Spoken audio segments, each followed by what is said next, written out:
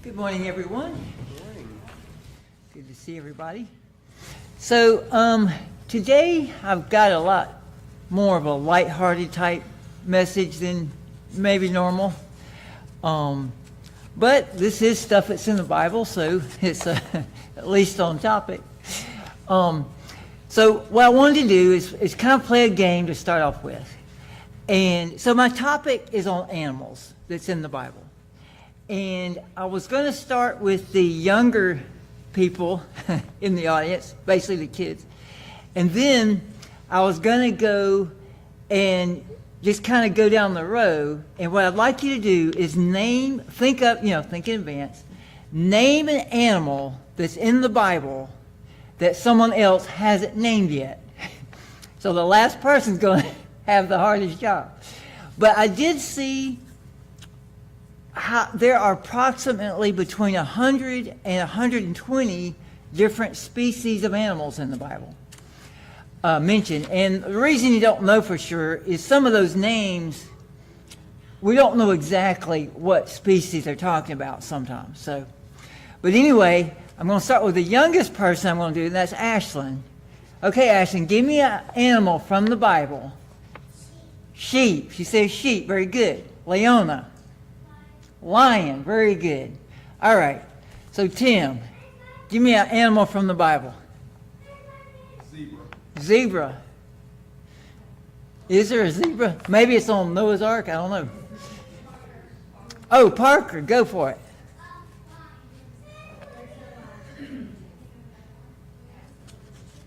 Well,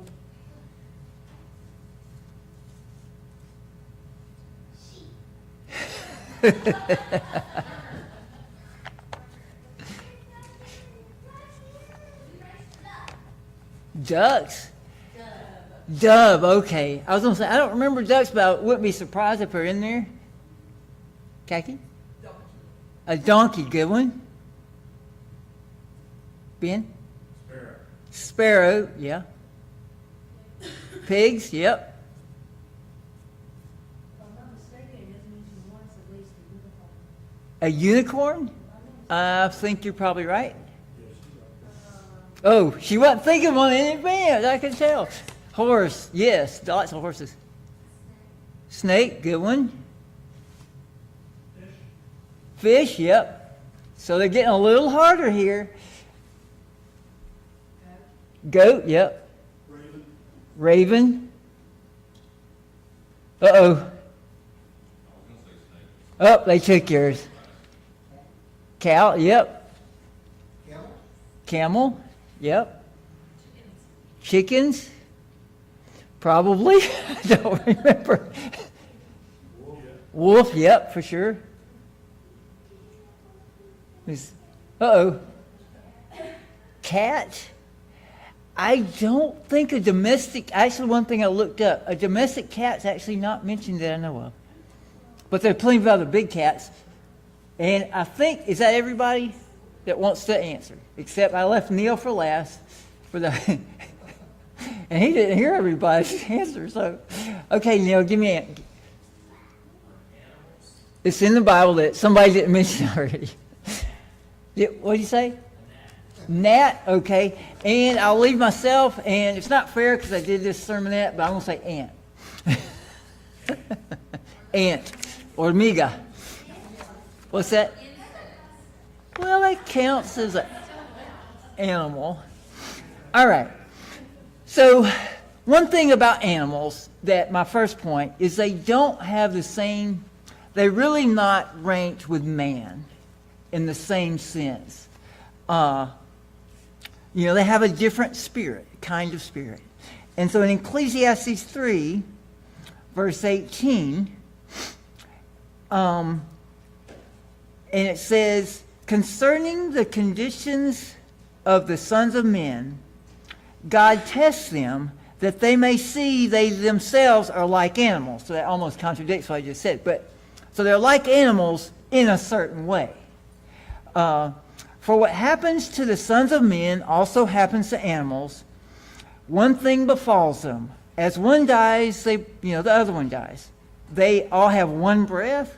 Man has no advantage over animals, for everything is vanity. They all go to one place, all are from dust, and all will return to dust. Okay, so far it sounds like animals are the same, right? Well, the next verse says, but who knows the spirit of the sons of men, which goes upward, and the spirit of animal, which goes down to the earth? In other words, there's really not a spirit of the animal, in the sense that man has a spirit that returns to God. So as far as our DNA and all that stuff, it's saying we're basically made out of the same stuff as animals. And one of Mr. Nichols' favorite little things to mention is in Daniel 4, where Nebuchadnezzar had his human spirit. Mr. Nichols, I think, feels this way, and it looks like it. Exchanged for that of an animal for a time being as a punishment, and for being overly prideful. And so at the end of that, in Daniel 4:33, it says, Nebuchadnezzar was driven out of the company of human company, ate grass like an ox, there's ox, and was soaked in heaven's dew.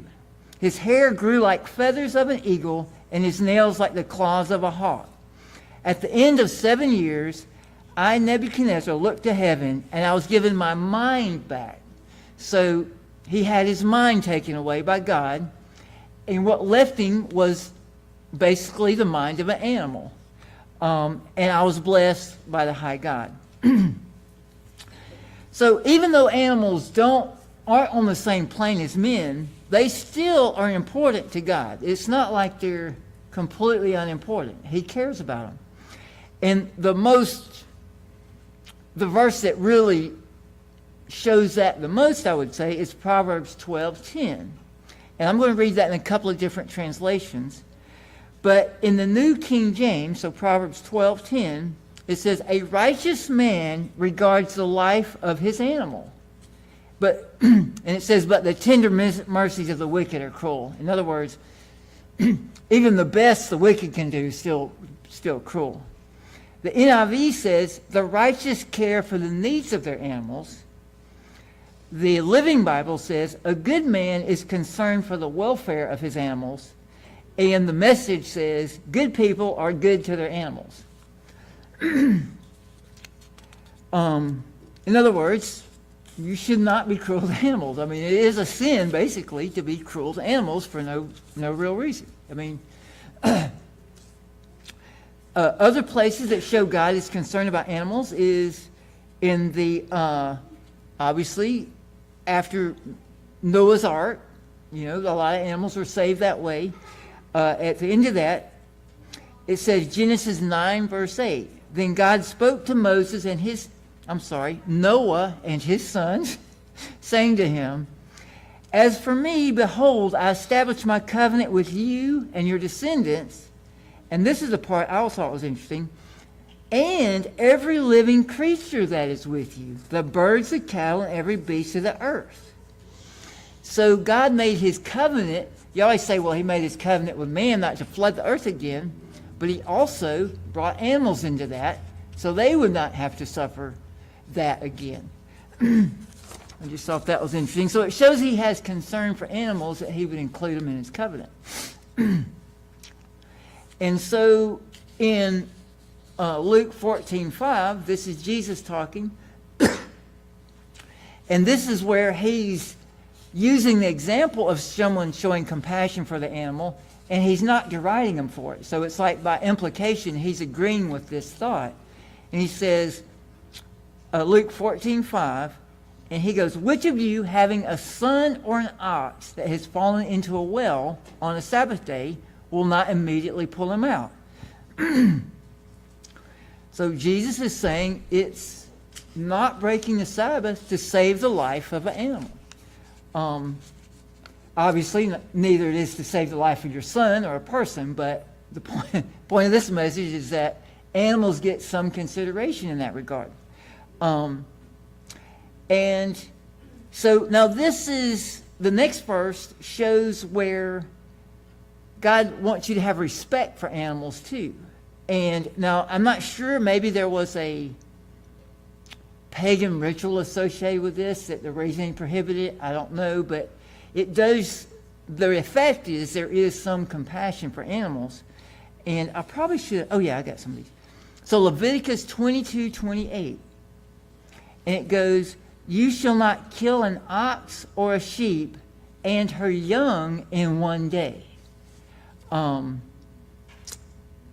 And then another one is Deuteronomy 22:6, an interesting rule. "If a bird's nest happens to be before you along the way, in the tree or on the ground with young ones or eggs, and the mother sitting on the eggs, on the young or the eggs, you shall not take the mother with the young. You shall surely let the mother go and take the young for yourself, that may be well with you and prolong your days." So God's concerned about taking both of those animals in the same day. It seems to me it's probably more of a compassion thing. I'm not sure exactly why he had that rule. Wasn't it's okay to, they're talking about a clean bird, take that bird for food if it wasn't with the young. So, Deuteronomy 25:4, the last of these type, well, not the last one. So there's another verse where, Exodus 34:26 says, "You shall not boil a young goat in its mother's milk." Now, like I say, maybe that was part of some kind of a pagan ritual thing, but it's just inherently cruel to boil something in his actual mother's milk. And so God doesn't want you disrespecting animals in that way, I feel like. In Jonah 4:11, it says, and now this is God talking to Jonah, and Jonah's all down in the mouth about God didn't destroy Nineveh. And God tells him, "And should I not pity Nineveh, that great city, in which there are more than 120,000 persons that don't know their right from their left, and also much cattle?" In other words, hey, you're moaning I didn't kill all these people, and you should have compassion on them, and there's all these cows over there that don't deserve to die either. The Sabbath commandment included livestock, so you can't, he provided for a way for the animals of burden to have a rest, just like slaves, owners, the entire population.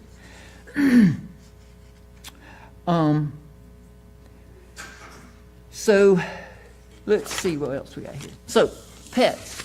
Pets are not mentioned very much in the Bible. As far as I could tell, cats aren't mentioned at all.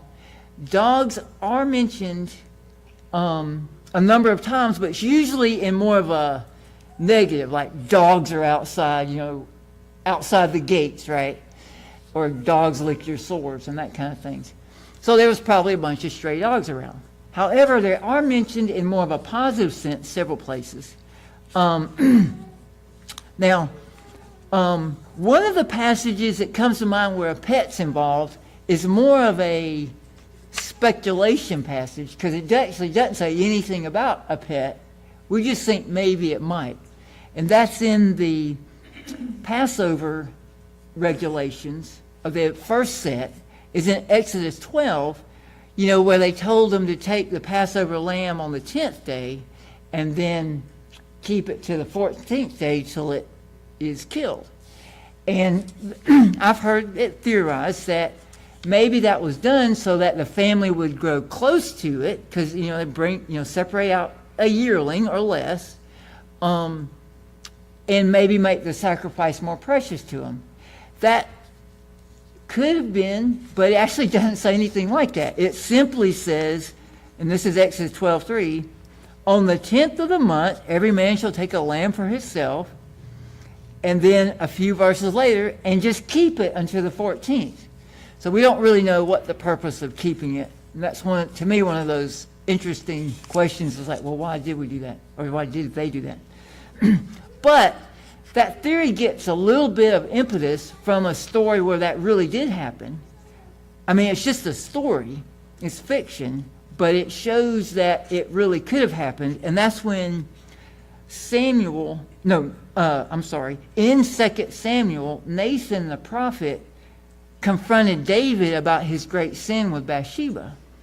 And the example they used was, and I'll read a little bit of 2 Samuel 12, verse 3, starting there, and goes, the poor man, so he's saying, hey, there's this King David, hey, I got to complain about somebody. Of course, we know that he said, well, that's really you, right? And by analogy, that's what you did. But anyway, the poor man had nothing but one little female lamb, which he had bought and raised. It grew up with him and his children as a member of the family. It ate off his plate and drank from his cup and slept on his bed. It was like a daughter to him. So even though that's a fictional account, it shows King David didn't say, oh, that's crazy. Nobody's ever done that. So it was not so far out of the realm of possibility that someone would have a pet lamb. So to me, that shows that the concept of pets wasn't completely foreign to King David or the people of Israel at that time. It just seems like, now I'm kind of making a deduction there. I don't know if deduction's the right word, but anyway, stretch. But it seems like it. Now in Matthew 15:26, so this could be talking about stray dogs, but it also might be talking about dogs that are part of the family, I guess.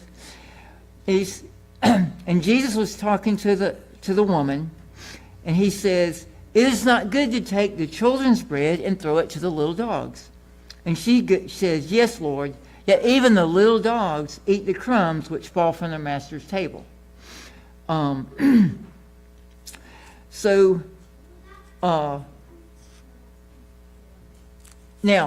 guard dogs are mentioned a couple of times. So that's a domestic dog. So it's not a wild stray dog, as probably several here know. A good working dog, like a hunting dog, is actually very valuable. So Job 30, verse 1, I was going to read a few guard dog verses here. So this is Job 30, verse 1. But now they mock me, men younger than I, whose fathers I would have disdained to put with my sheepdogs. So, obviously, sheepdogs was a thing they had. Isaiah 56:10. Isaiah 56:10 is, and these are side references. None of these are the main point of these verses, but about the fact they're sheepdogs. But so Israel's watchmen are blind. They all lack knowledge. They are all mute dogs. They cannot bark. They lie around and dream. They love to sleep.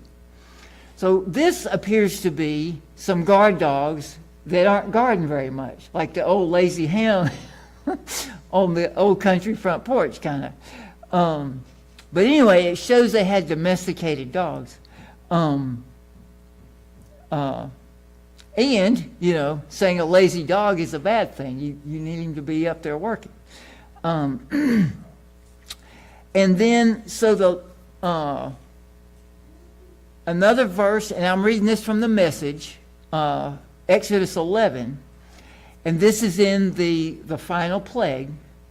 And God said, at midnight I will go through Egypt, and every firstborn child in Egypt will die. And then also the firstborn of animals. Widespread wailing will erupt all over the country, lament as there never been and never will be again.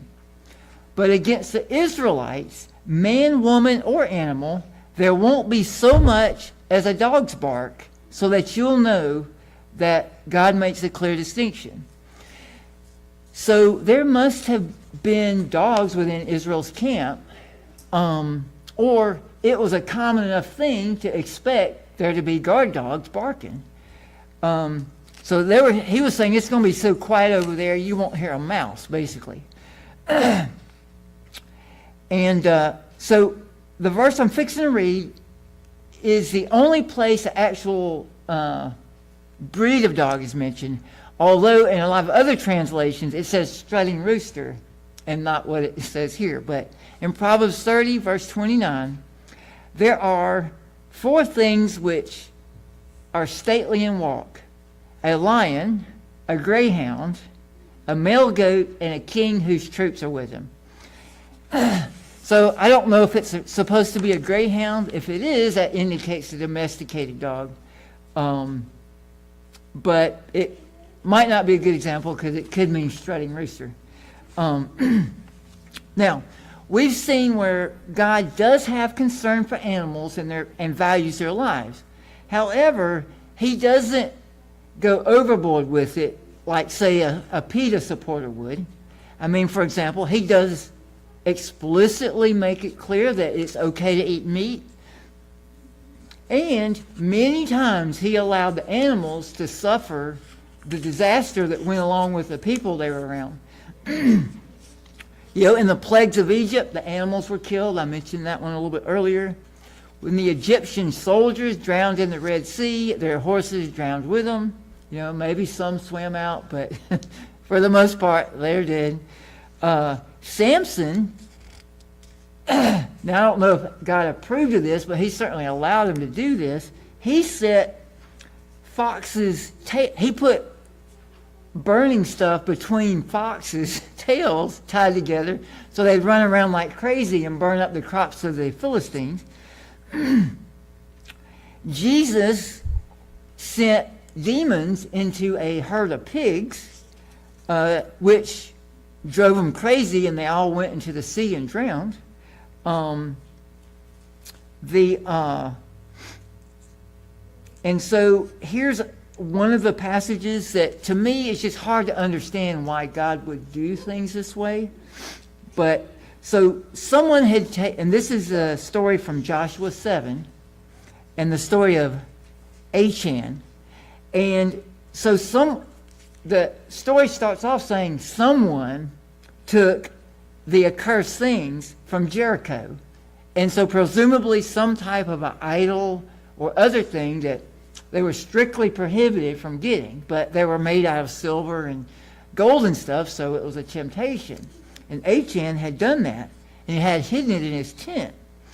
And but God had, before they ID'd the perpetrator, of course God knew who it was, but the people there hadn't ID'd him yet. In Joshua 7:15, God pronounced that whoever took it will be burned with fire, him and everything he has. Well, when they found him, Joshua had been commanded, that's what you got to do. So they took Achan, the silver, the garments, the wedge of gold, his sons, his daughters, his oxen, his donkeys, his sheep, his tent, probably his latrine shovel, and all that he had. And they brought him to the valley of Achor, and they stoned him with stones, and they burned him with fire after they had stoned him with stones. So a lot of those people weren't guilty of doing that, but, that's, like I say, one of those verses hard to understand. However, it just goes to show that animals were not spared from the calamity a lot of times.